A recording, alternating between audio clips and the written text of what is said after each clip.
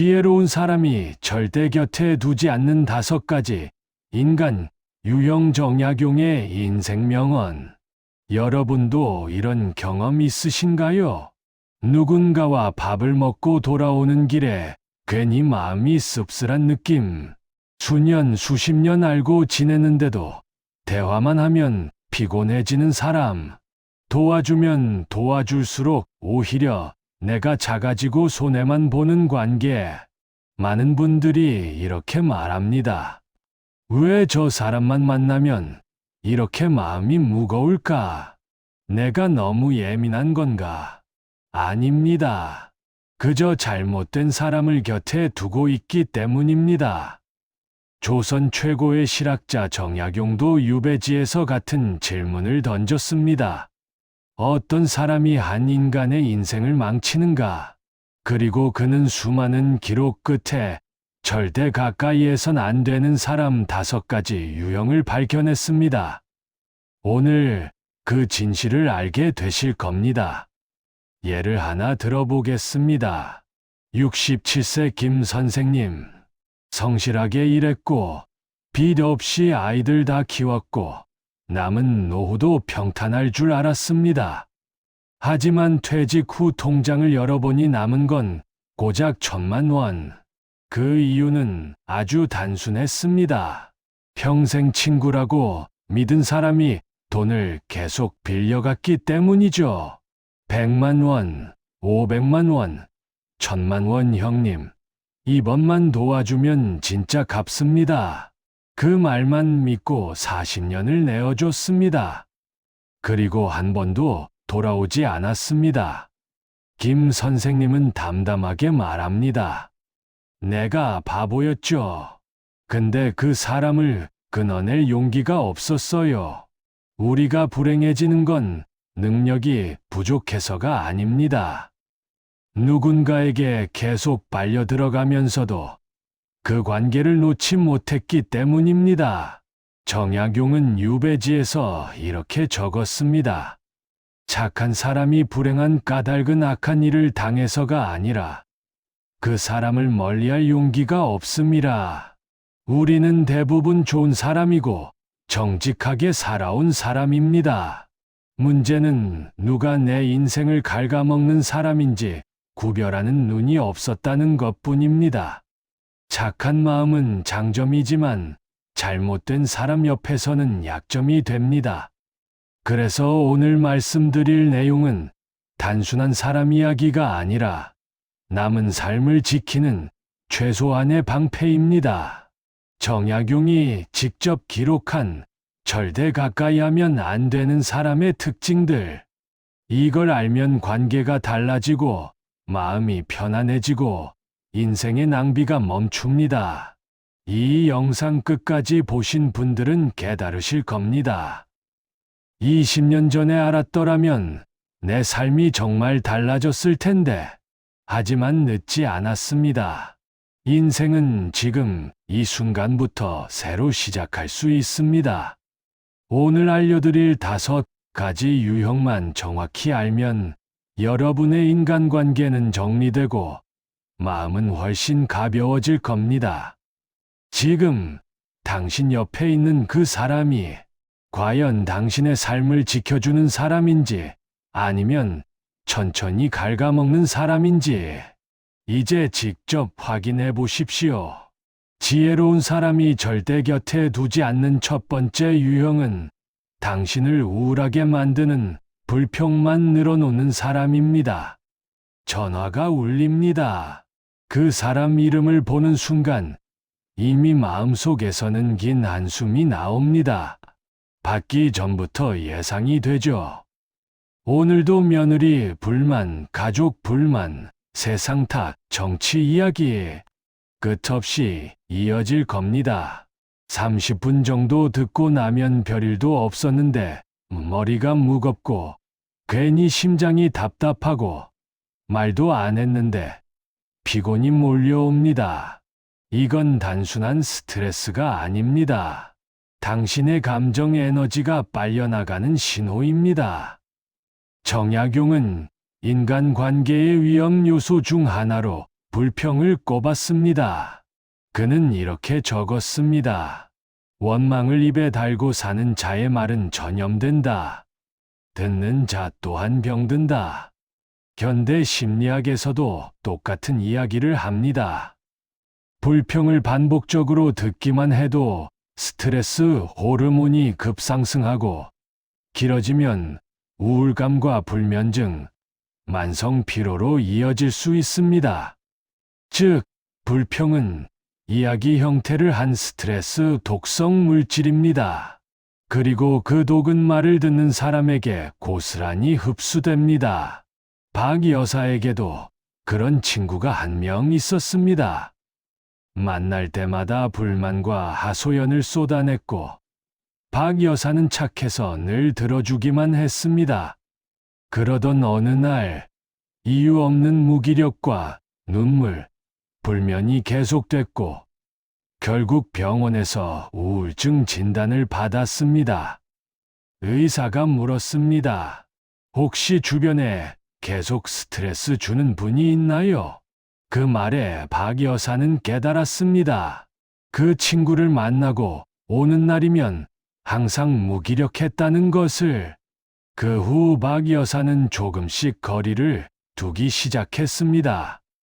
전화를 잠시 미루고 만남을 줄였고 몇 달 지나자 놀랍게도 마음이 한결 가벼워졌습니다. 그 사람이 나를 병들게 하고 있었어요.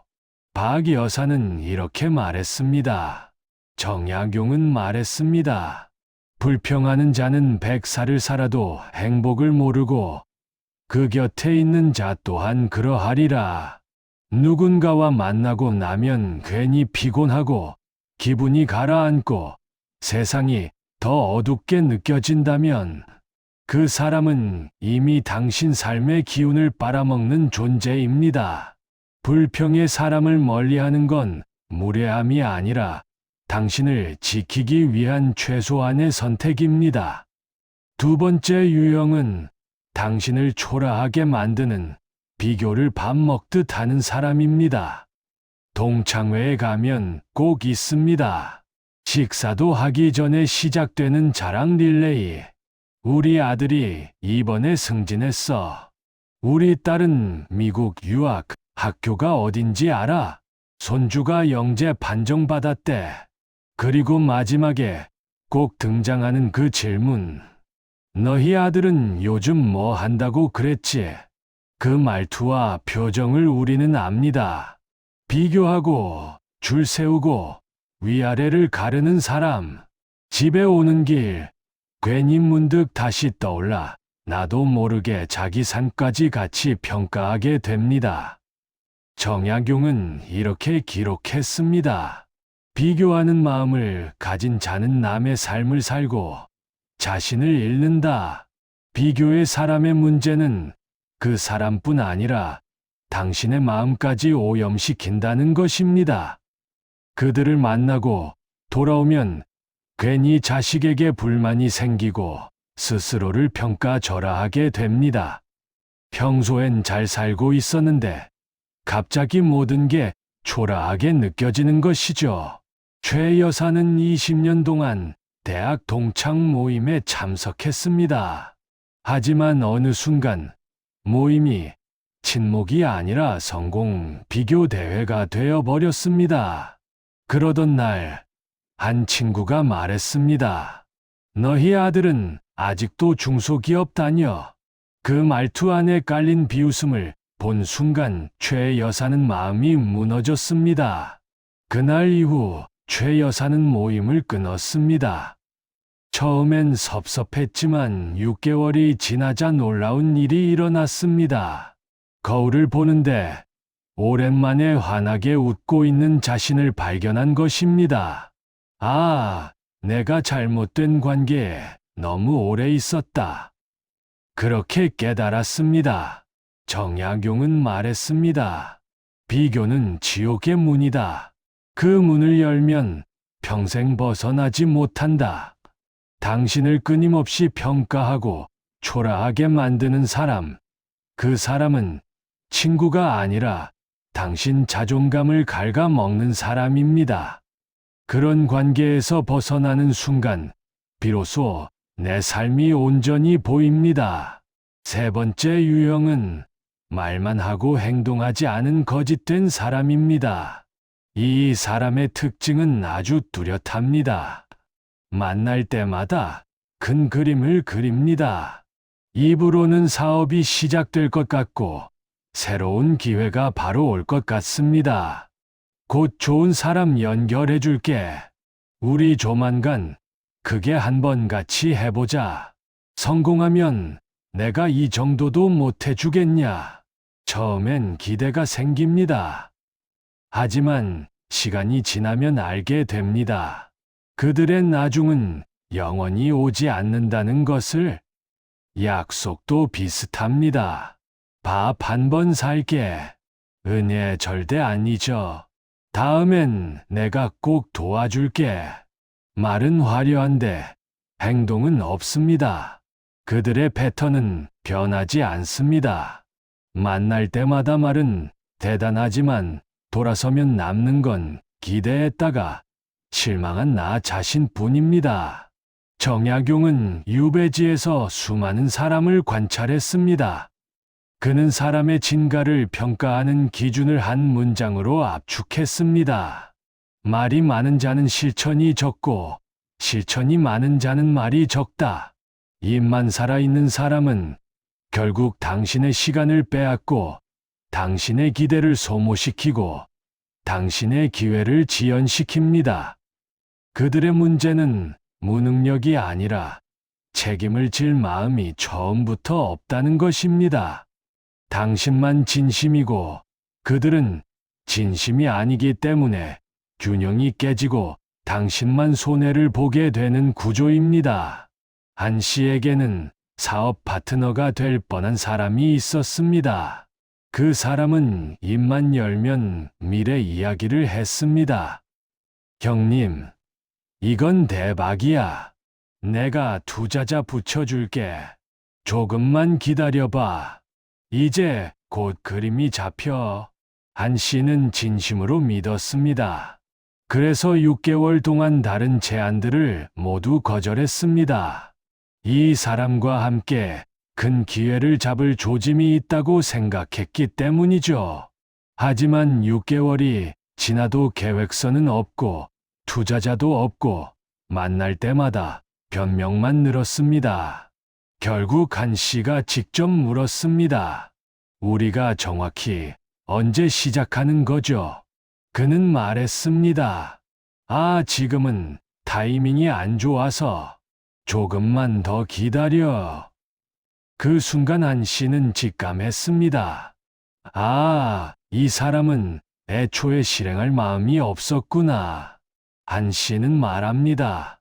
말만 번지르르한 사람은 시간을 훔쳐갑니다. 그 시간 잃어보면 그게 제일 큰 손해예요. 정약용은 이렇게 조언합니다.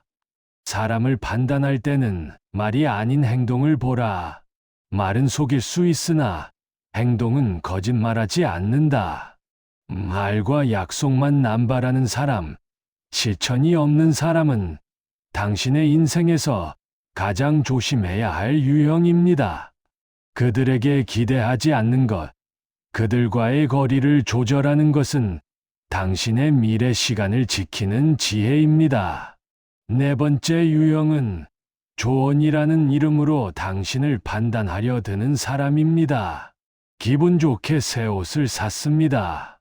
오랜만에 마음에 드는 옷이라 자신 있게 입고 나갔는데 그 사람은 한마디로 기분을 꺾어버립니다. 이거 얼마 줬어? 에이, 너무 비싸게 샀다. 또 어떤 날은 새로운 취미를 시작했다고 말하면 그 나이에 그걸 왜 배워? 시간 낭비지. 그 사람은 늘 너를 위해 하는 말이야 라고 합니다. 하지만 그 말 뒤에는 내 선택은 틀렸다는 판단이 숨어 있습니다.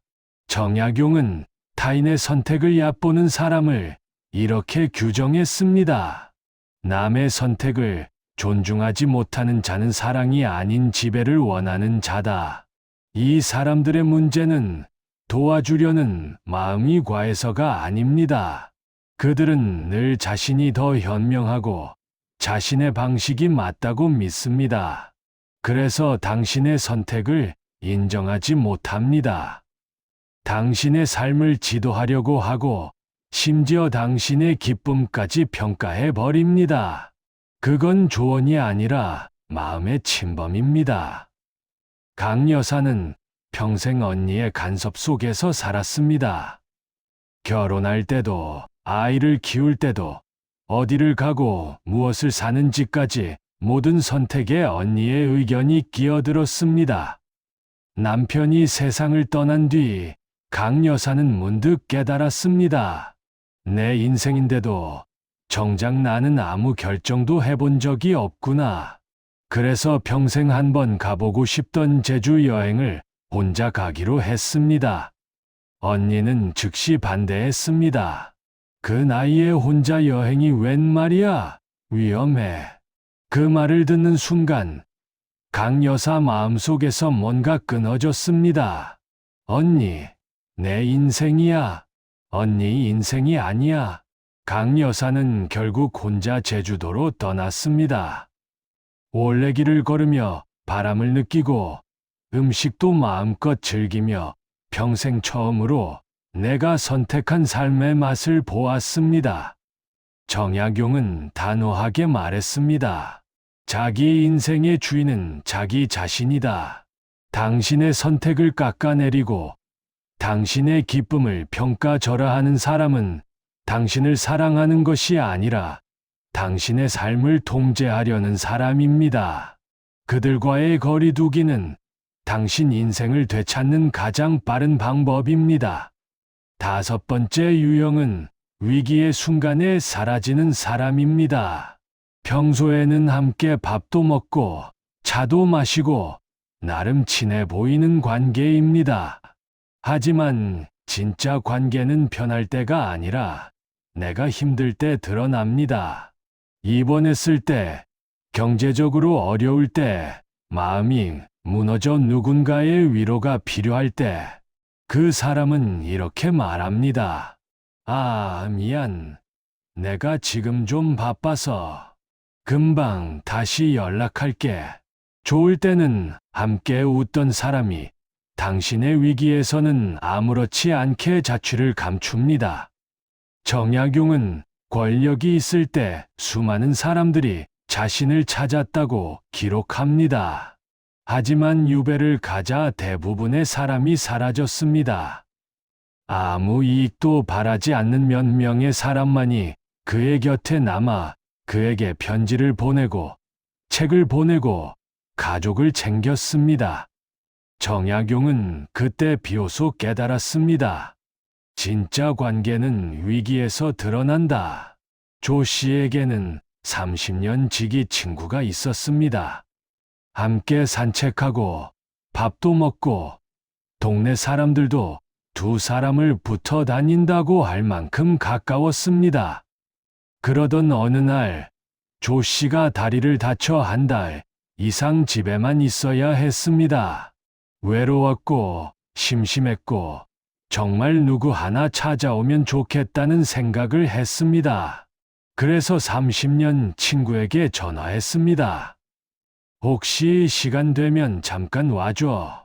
혼자 있으니까 좀 그러네. 하지만 친구는 말했습니다. 내가 지금 바쁜 일로 밖에 나와 있는데 나중에 시간 되면 갈게. 그리고 한 달 동안 그 친구는 단 한 번도 찾아오지 않았습니다. 전화조차 없었습니다. 조 씨는 그때 깨달았습니다. 이 친구는 내가 괜찮을 때만 필요한 사람이었구나. 정약용은 이렇게 말했습니다. 좋을 때의 1000명보다 어려울 때의 1명이 귀하다. 당신의 위기에서 사라지는 사람, 좋을 때만 함께하는 사람은 관계가 아니라 관찰자, 구경꾼입니다. 남은 인생은 당신의 삶을 진짜로 지켜주는 사람과 함께해야 합니다. 이제 잠시 눈을 감고 생각해 보십시오. 당신 곁에 있는 사람들 한 명 한 명을 떠올려 보십시오. 그 사람을 만나고 돌아오는 길, 당신의 마음은 가벼웠습니까? 아니면 유난히 무거웠습니까? 그 사람은 당신을 존중했습니까? 아니면 당신의 선택과 삶을 조언이라는 이름으로 평가했습니까? 그 관계는 서로 주고받는 관계입니까? 아니면 당신만 일방적으로 퍼주고 있는 관계입니까? 그리고 가장 중요한 질문, 당신이 위기에 빠졌을 때 그 사람은 과연 곁에 있어줄 사람입니까? 정직하게 답해 보십시오. 그래도 오래 알고 지냈으니까, 그래도 나쁜 사람은 아니니까, 이런 변명은 하지 마십시오. 세월이 길다고 해서 좋은 관계가 되는 것은 아닙니다. 시간이 쌓여도 마음이 함께 쌓이지 않으면 그것은 관계가 아니라 습관입니다. 이제 결정의 시간이 왔습니다. 당신의 에너지를 갉아먹는 사람, 마음을 무겁게 만드는 사람, 평생 당신을 끌어내렸던 사람들, 그 명단을 조용히 적어보십시오. 그 다음은 간단합니다. 싸울 필요 없습니다. 설명하지 않아도 됩니다. 그저 천천히 거리 두기를 시작하면 됩니다. 전화를 한 번 덜 받고, 만남을 한 번 미루고, 마음을 조금씩 거두면 됩니다. 죄책감 느낄 필요 없습니다. 이건 이기적인 행동이 아니라 당신의 삶을 지키는 생존 전략입니다. 정약용은 생애 마지막에 자식들에게 단 하나의 원칙을 남겼습니다. 내가 평생 깨달은 건 한 가지다. 좋은 사람을 만나는 것보다 나쁜 사람을 멀리하는 것이 100배 중요하다. 그는 유배지에서 수많은 사람을 보았습니다. 권력이 있을 때는 달라붙고 모든 것을 잃는 순간에는 뒤돌아서는 사람들. 겉으로는 도와주겠다 하고 뒤로는 비난하고 배신하는 사람들. 그 긴 고독의 시간을 지나 그는 한 가지 진리를 깨달았습니다. 인생의 질은 누구와 함께 하느냐로 결정된다는 것. 여러분, 지금 몇 살이십니까? 50세이든 60세이든 70세이든 앞으로 남은 시간은 길어야 20년, 30년입니다. 그 귀중한 시간을 당신을 병들게 하는 사람과 계속 나눠 쓰겠습니까? 정약용은 말했습니다. 시간은 되돌릴 수 없다. 잘못된 사람과 보낸 시간은 영원히 돌아오지 않는다. 관계를 정리하는 것은 잔인함이 아닙니다. 도망도 아닙니다. 그저 당신의 나머지 인생을 지키기 위한 지혜입니다. 오늘부터 시작하십시오. 불평만 늘어놓는 사람 멀리 하십시오. 끊임없이 비교하는 사람 거리 두십시오. 말만 하고 행동하지 않는 사람 기대를 거두십시오. 조언이라는 이름으로 당신을 판단하는 사람 관계를 정리하십시오. 당신이 힘들 때 사라지는 사람 마음을 닫으십시오. 그리고 그 자리에 당신을 진심으로 아끼고 함께 웃어주는 단 한 명을 두십시오. 정약용의 마지막 말입니다. 좋은 친구 한 명은 천금보다 낫고 나쁜 친구 한 명은 1000가지 병보다 해롭다. 선택은 그대의 몫이다. 여러분의 남은 인생이 평온하고 가볍고 행복하기를 진심으로 바랍니다. 관계 정리. 오늘 바로 지금 시작하십시오. 당신은 그럴 자격이 있습니다. 오늘 영상이 도움이 되셨다면 구독과 좋아요로 더 많은 분들께 이 메시지가 전해지도록 도와주세요. 당신의 오늘 선택이 행복한 내일을 만듭니다.